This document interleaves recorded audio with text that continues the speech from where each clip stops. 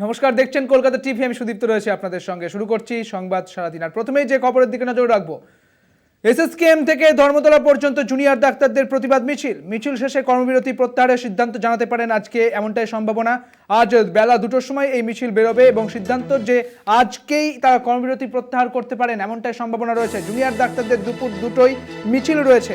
SSKM থেকে ধর্মতলা পর্যন্ত তাদের মিছিল শেষে কর্মবিরতি প্রত্যাহারের সিদ্ধান্ত নেবেন তারা। আপনারা জানেন যে শেষ যখন আরজিকর মামলায় সুপ্রিম কোর্টে যে রায় হলো, যে শুনানি হলো, সেই শুনানির দিনের পর থেকেই তারা আবারও কর্মবিরতিতে বসেছেন। অর্থাৎ গত মঙ্গলবার থেকে তারা কর্মবিরতিতে বসেছেন এবং এই কর্মবিরতি তাদের চলছে এবং এই কর্মবিরতি নিয়ে নানান মিশ্র প্রতিক্রিয়া তৈরি হচ্ছে। সিনিয়র ডাক্তারেরা তারাও উদ্বেগ প্রকাশ করেছেন। পাশাপাশি প্রাক্তন সাংসদ এবং রাজ্যসভার প্রাক্তন সাংসদ জহর সরকার, তিনিও এই প্রত্যাহার করার কথা বলেছেন এই কর্মবিরতি, এবং একাধিকভাবে এই কর্মবিরতি কেউ বলছেন প্রত্যাহার করুন, কেউ বলছে থাকুন, এবং এই মিশ্র প্রতিক্রিয়া তৈরি হয়েছে। এবং এরই মধ্যে ডাক্তারেরা আজকে সম্ভাবনা রয়েছে যে কর্মবিরতি প্রত্যাহার করতে পারেন। আমরা বিস্তারিত জানবো, আমাদের সঙ্গে রয়েছেন আমাদের প্রতিনিধি সত্যসুন্দর ভট্টাচার্য। সত্যসুন্দর, আজ কি কর্মবিরতি প্রত্যাহার করার কথা ভাববেন ডাক্তারেরা, এবং অন্যদিকে আজ যে মিছিল রয়েছে সেই মিছিলের রুট কি রয়েছে?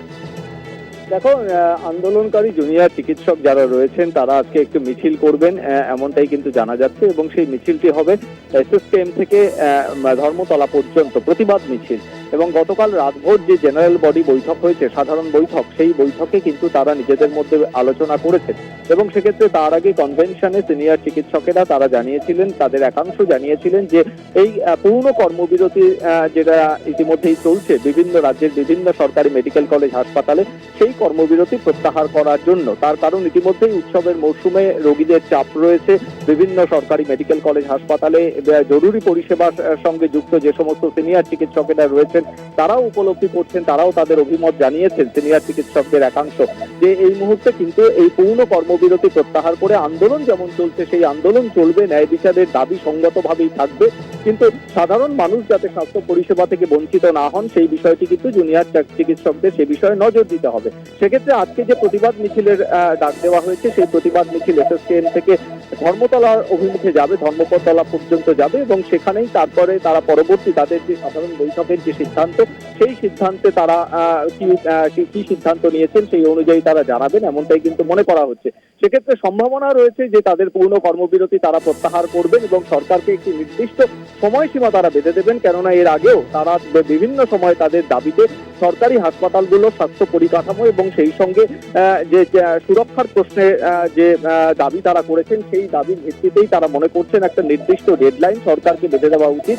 তার মধ্যেই এই সুরক্ষার প্রশ্নে সরকার কি ভূমিকা নেয় সেই বিষয়টি তারা দেখতে চাইছেন, এবং সেই কারণেই কিন্তু তারা এই নির্দিষ্ট সময়সীমা বেঁধে দেবেন, এবং তার মধ্যে না হলে তারা আমরণ অনশনের পথেও যেতে পারেন জুনিয়র চিকিৎসকদের একাংশ। এমনটা প্রতিবাদ মিছিলের পর তারা সম্ভাবনা রয়েছে তারা কর্মবিরতি প্রত্যাহার করতে পারেন, এবং সেই সঙ্গে তারা সময়সীমাও বেঁধে দেবেন। বেশ কিছু তারা যে জানিয়েছেন তাদের যে দাবি, সেই দাবির উপর তারা সময়সীমা বেঁধে দেবেন বলে জানা যাচ্ছে। অনেক ধন্যবাদ সত্যসুন্দর তোমাকে। আমাদের সঙ্গে ছিলেন আমাদের প্রতিনিধি সত্যসুন্দর ভট্টাচার্য।